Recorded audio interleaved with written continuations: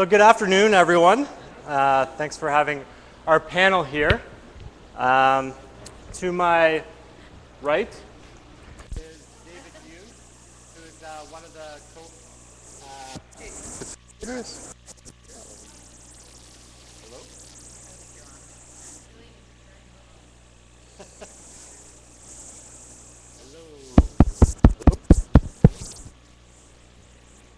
Hello, John.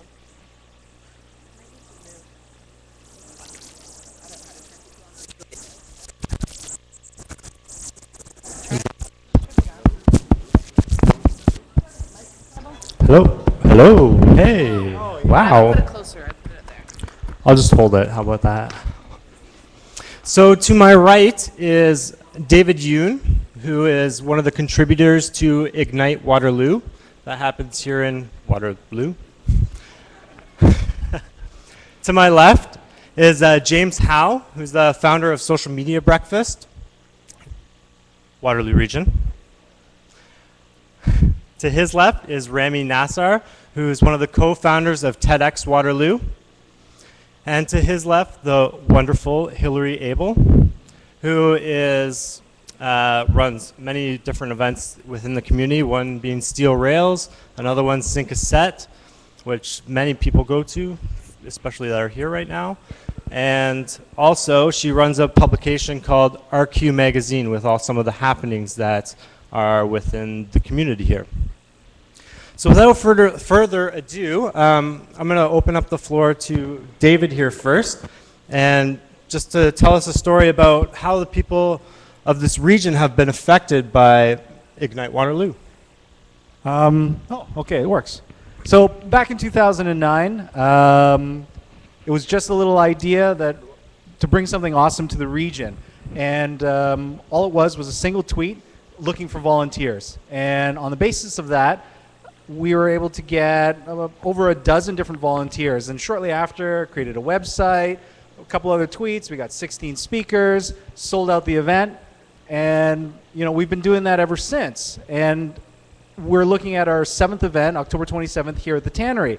We've sold out every single one since then, and it was just based on a tweet. And I remember Rami was the reason I got involved actually with Ignite. He sent out a tweet very early on, and I remember talking to him after that first meeting, and he was just, flabbergasted, frankly, that he was able to bring this many people to get involved, to volunteer their time, to bring something awesome to the region. And he's subsequently gone on and is helping to do that with TEDx Waterloo. And what used to take weeks, if not months of effort, was really pulled together in about 140 characters. And that's the great thing about Twitter that we found. I mean, email and Facebook, it sort of implies this relationship. Chances are I know you by name, I've met you. In my case, we probably had a meal together at some point or another. But Twitter is like this sort of, it encourages promiscuity. It's like the slut of the social media world. It encourages sort of like random anonymous hookups, right? You do want to follow these people that you've never really met before and that you'd like to maybe meet, right? And it's great for that. It allows you to create this sort of network effect. And I follow a ton of people locally, and they sort of amplify certain messages about this conference, about other conferences, and if you want to extend the metaphor, it's like this orgy of information. And that's really kind of awesome. And that's sort of what's happening with Ignite. We've created this orgy of information, and now we have this ecosystem, this sort of mass of people, arms and legs out in the audience, and they are part of our conference, and they're just as invested as the speakers up on the stage. And you get this great sort of synergy, which I hate using that word, but synergy of ideas. And we're finding with subsequent events is that lots of great things are happening out in the audience as well. And the example I like to use is Rob Fraga, who's here in the audience. He spoke at an Ignite 5, and he talked about his involvement with 5 Days for the Homeless. And is he over there? Oh, there. Hi. There. You're attention whore. No, he talked about his involvement with 5 Days for the Homeless, which speaks to the homeless situation in Canada. And it so motivated an audience member that she brought the initiative to the University of Waterloo. And in their first year of running the program, they exceeded their donation goals. And this is going to be something that's a recurring event for years to come. And really, it was like 5 minutes, 20 slides that auto-advance every 15 seconds, motivated someone to action. And I think that's a really powerful thing that Ignite gets to do for the region. All of a sudden. James, how about yourself? What are some things that Social Media Breakfast Waterloo region has kind of contributed to the community?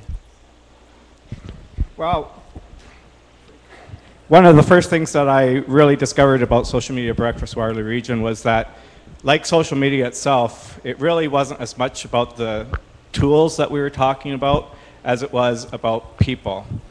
People came because they wanted to learn something about social media, they wanted the educational opportunity, but what they really took away from it was the connections that they made with people that were there. We have a very diverse crowd coming. People ask me what our target audience is, and I say people who want to learn about social media. That's people who are kind of just dipping their toes in the water because they want to figure out how they can use it, and people who are fully immersed. And both of those groups have something to learn from each other. In one case, it might just be remembering that not everybody is fully immersed. But we have small businesses, charities, tech companies, public sector groups. We have all kinds of different people, and what we do is we bring them all together. One of the greatest successes really has been we started to encourage people stay afterwards and to talk and to network, and that now takes up as much time, if not more time, than the actual sessions. And so people are coming because maybe they might have heard about it on social media, but what they're really doing is they're making connections with real people, and therefore really fulfilling, having the best chance to have a fulfilling relationship with other people. Yeah, it's really like by what you're saying, and I've been to a few social media breakfasts for Waterloo region, and it's like spawning a community within a community as well, right? So I guess one of the great parts about Twitter is that we get to engage with people online and meet them offline in a lot of cases as well. But quite often we don't always get to meet some of these people, right?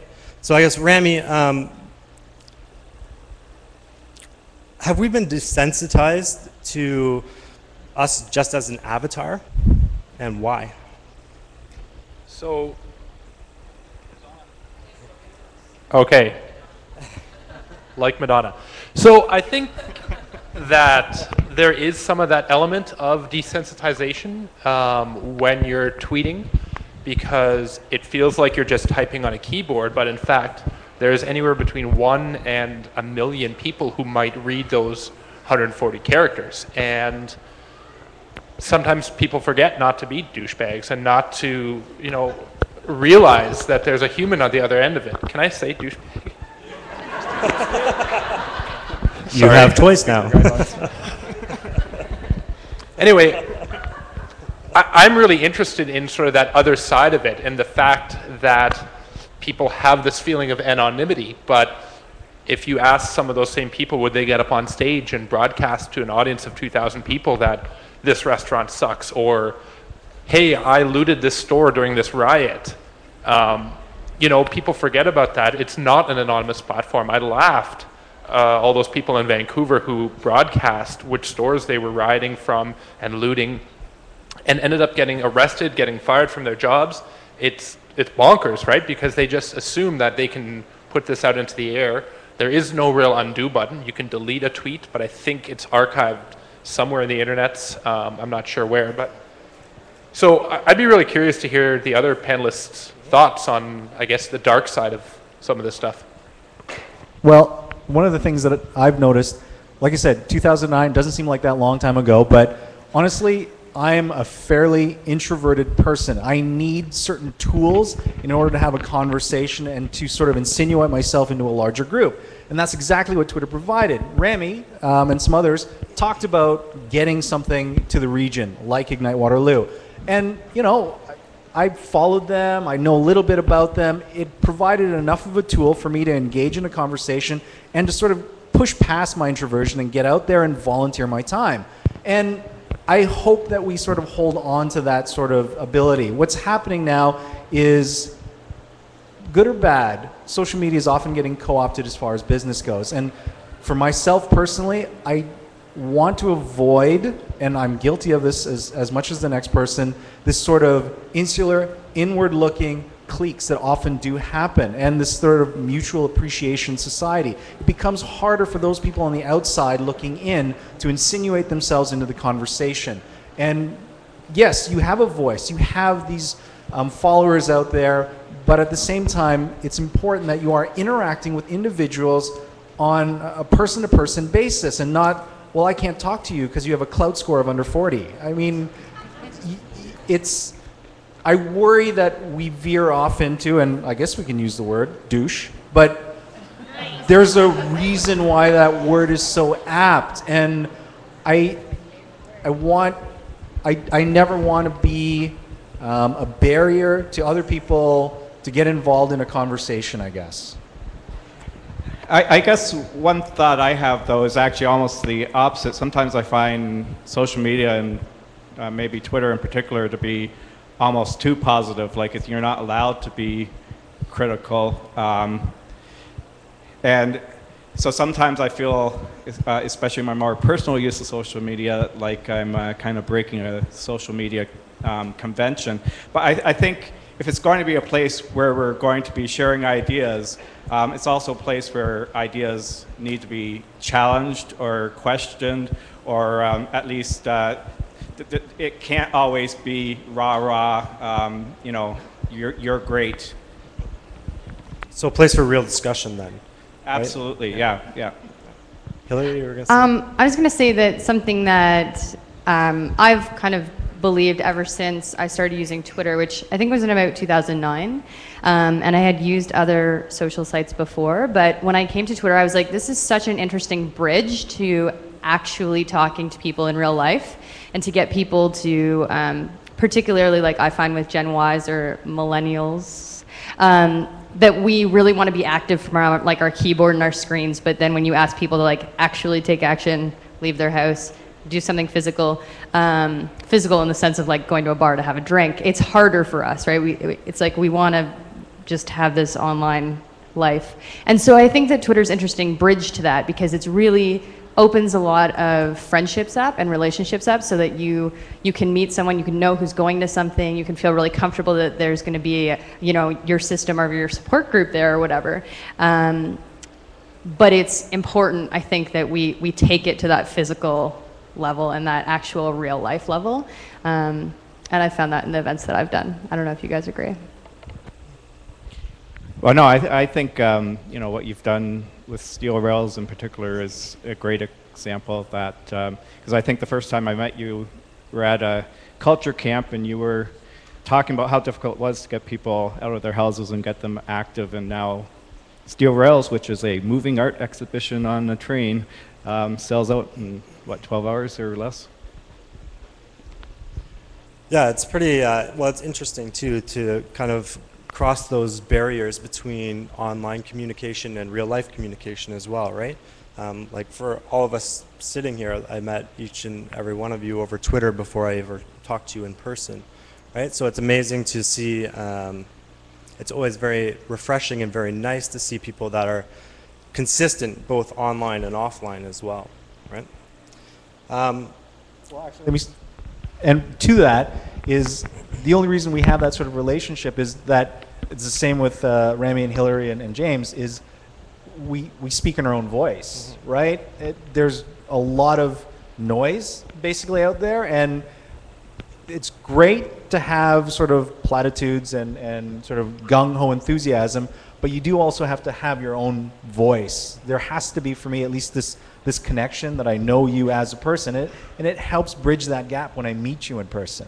And as long as people can do that, it really helps me as far as, starting up a conversation. And I think that's part of like the authenticity of you being, we're only moving to being more online and more social online. And so I think a couple of people said it this morning, just that authenticity of when people meet you in real life, there's no disconnect between who they think you are through your tweets. And then kind of back to David's earlier point that it can't always all be amazing and butterflies and rainbows, because that's not how everybody's day is. I don't know. Now, we have a lot of, four different founders and participants in events, and Ignite and Social Media Breakfast and TEDx are more almost corporate events. So Hillary, I'm wondering, your events are very grassroots. How has that affected the community, or how's the community affected the events that you run? Well, I think it's interesting, Amber's point about things needing to, closing the gap or having the full cycle, because I think that's grassroots events have that by nature, that we're taking something from the community and we're giving something to the community, and so, there's something holistic there. I don't know, at Steel Rails, we raised a bunch of volunteer hours this year.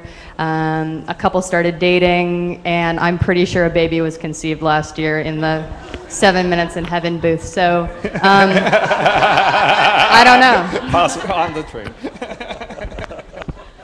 Social media really bringing people together. So that's about all the time that we have today. Well, if I may, just... Oh, for sure. There is Social Media Breakfast started in the States by a guy called Brian Person, but it's all across the United States. In Ontario, if you're not familiar with it, there is one in Ottawa, there's one in Stratford as well. And if your town doesn't have one, you could probably start one easy enough. In Toronto and Ottawa as well, there's Third Tuesday run by Joe Thornley, who is also another good source. Definitely. And the community that you're in, make sure you seek out some of these opportunities. You can meet some absolutely amazing people there, both online and offline. So thanks everyone for coming, and be sure to talk to each person about a little bit more information about their event. They're very passionate people up here, and they would love to talk your ear off and listen to what you have to say about their events as well. Can I just say one more thing? We were talking earlier, just out in the hallway, about this whole just needing to keep these communities and networks very open, and how to break down the barriers of when people feel like they can't get involved, or they can't talk to somebody, or they can't go out to tweet up because of whatever reason. So I think that all of us are pretty interested in that, and if you have an idea, or you want to talk about that, or you have some best practices that you use, I think we'd love to hear it, so find us after. Thank you.